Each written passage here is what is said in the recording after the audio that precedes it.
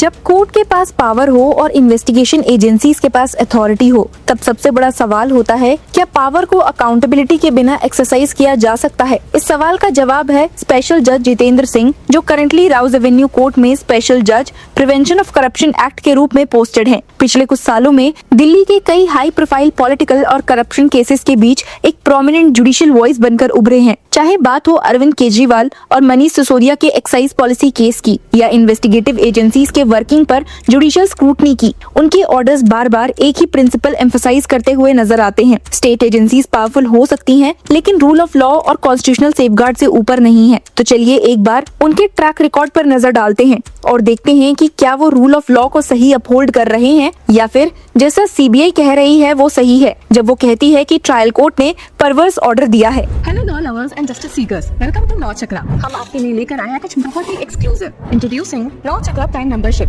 जो आपको देगा exclusive access like never before. बनिए लॉ चक्रा की प्राइम मेंबर और अनलॉक कीजिए full potential of legal knowledge. अभी ज्वाइन कीजिए। दर्शकों, दिल्ली के राउज एवेन्यू कोर्ट में दिया गया एक 598 पेज का ऑर्डर इस सवाल को नेशनल डिबेट के सेंटर में ला देता है। स्पेशल जज जितेंद्र सिंह ने अगस्त 2022 के दिल्ली एक्साइज पॉलिसी केस में former chief minister Arvind Kejriwal और उनके डिप्यूटी रहे मनीष सिसोदिया को डिस्चार्ज करते हुए सिर्फ एक क्रिमिनल केस डिसाइड नहीं किया, बल्कि इन्वेस्टिगेशन के तरीके, कॉन्स्टिट्यूशनल सेफगार्ड्स और क्रिमिनल जस्टिस सिस्टम की क्रेडिबिलिटी पर भी एक शार्प जुडिशियल कमेंट्री दी। अपने ऑर्डर में जज ने क्लियर वर्ड्स में कहा, there was no overarching conspiracy और criminal intent in the excise policy. ये लाइन इस पूरी कंट्रोवर्सी का लीगल सेंटर पॉइंट बन गई। दिल्ली एक्साइज पॉलिसी 2021-22 को लेकर जो एलिगेशंस पिछले कई सालों से पॉलिटिकल और लीगल डिबेट का हिस्सा बने हुए थे, उन पर कोर्ट ने एविडेंस के प्रिज्म से असेसमेंट किया। कोर्ट का कहना था कि प्रोसिक्यूशन ने जो नैरेटिव कंस्ट्रक्ट किया उसमें कंक्रीट प्रूफ की कमी थी। इसी वजह से जज ने चार्जशीट को conjecture rather than concrete evidence बताते हुए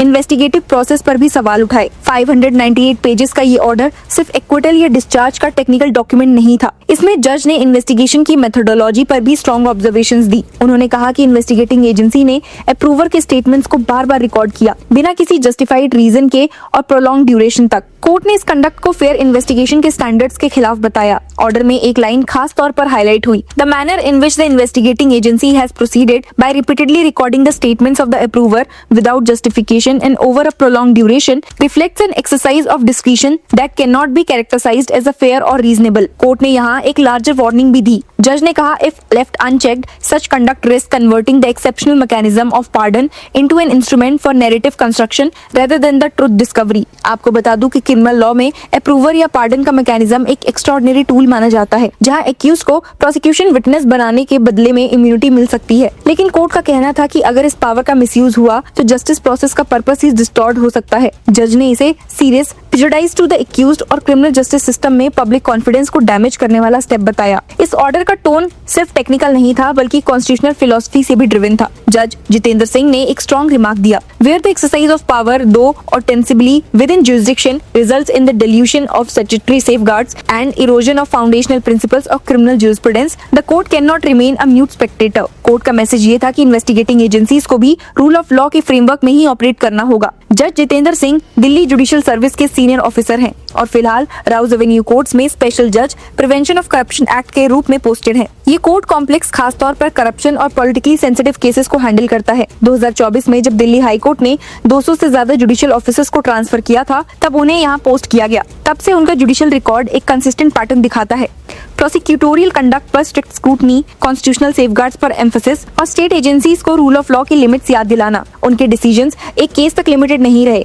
मार्च 2025 में उन्होंने एक और पॉलिटिकली सेंसिटिव मैटर में अपने ऑर्डर पास किया, जहां कपिल मिश्रा ने ट्रायल कोर्ट के समनिंग ऑर्डर्स को चैलेंज किया था। ये केस 2020 दिल्ली असेंबली इलेक्शंस के दौरान दिए गए एलिज्ड कम्युनल स्टेटमेंट से जुड़ा था। एफआईआर रिटर्निंग ऑफिसर की कंप्लेंट पर रजिस्टर हुई थी और एलिगेशन थे कि इलेक्शन कैंपेन के दौरान ट्वीट्स और स्पीचेस के जरिए रिलीजियस पोलराइजेशन की कोशिश की गई। इलेक्शन डे पर कपिल मिश्रा ने दिल्ली इलेक्शंस को इंडिया वर्सेस पाकिस्तान कॉन्टेस्ट बना दिया था और शाहीन बाग की प्रोटेस्ट साइट को मिनी पाकिस्तान कहा था। कोर्ट ने जब रिवीजन पिटीशन को डिसमिस किया, तब जज ने लैंग्वेज का डिटेल एनालिसिस किया। उन्होंने कहा, the word Pakistan is very skilful weaved by the revisionist in his alleged statement to spew hatred careless to communal polarisation that may ensue in the election campaign only to garner votes. जज ने इस remark को और expand करते हुए कहा कि ये सिर्फ पॉलिटिकल रिटोरिक नहीं था, बल्कि एक कैलकुलेटेड रेफरेंस था। उन्होंने ऑब्जर्व किया the implicit reference underlining the particular country in the Ellis statement is an unmistaken innuendo to persons of a particular religious community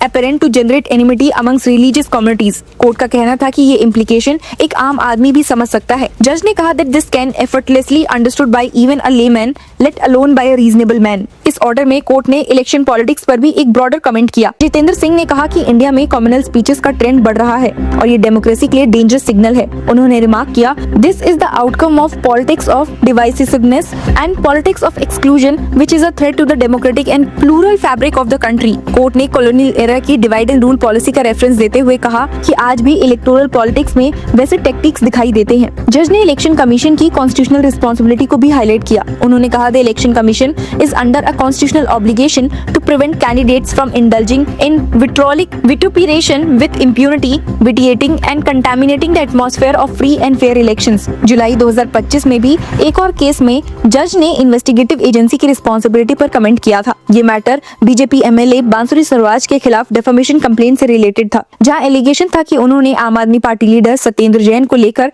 defamatory remarks किए हैं। कोर्ट ने एग्जामिन किया था कि क्या बांसुरी स्वराज का स्टेटमेंट इंडिपेंडेंट डेफेमेशन था या सिर्फ पब्लिक डोमेन में ऑलरेडी अवेलेबल इंफॉर्मेशन का रिपीटिशन। एविडेंस देखने के बाद कोर्ट ने कंक्लूड किया कि उनका स्टेटमेंट एक्चुअली एनफोर्समेंट डायरेक्टोरेट के जून 2022 के ट्वीट का रिफ्लेक्शन था और इसमें कोई इंडिपेंडेंट मैलिशियस इंटेंट नहीं था। कंप्लेंट डिसमिस कर दी गई, लेकिन ऑर्डर में जज ने इन्वेस्टिगेटिव एजेंसी के कंडक्ट पर एक इंपॉर्टेंट प्रिंसिपल क्लैरिफाई किया। उन्होंने कहा, it is incumbent upon an investigative agency such as the ED to act impartially and uphold the principles of fairness and due process. जज ने इंफॉर्मेशन डिसेमिनेशन पर भी वार्निंग दी। उन्होंने ऑब्जर्व किया कि एजेंसी को फैक्ट्स को सेंसेशनलाइज करने या मिसलीडिंग मैनर में प्रेजेंट करने से बचना चाहिए। कोर्ट ने कहा, presentation of facts in a misleading और scandalous manner can undermine the integrity of the agency and amount to an abuse of power. इस रिमार्क ने एक कॉन्स्टिट्यूशनल डायमेंशन भी हाईलाइट किया, क्योंकि जज ने ऐड किया कि ऐसा कंडक्ट किसी व्यक्ति के रेपुटेशन के फंडामेंटल राइट को वायलेट कर सकता है। उन्होंने स्पेसिफिकली आर्टिकल 21 का रेफरेंस दिया और कहा कि रेपुटेशन भी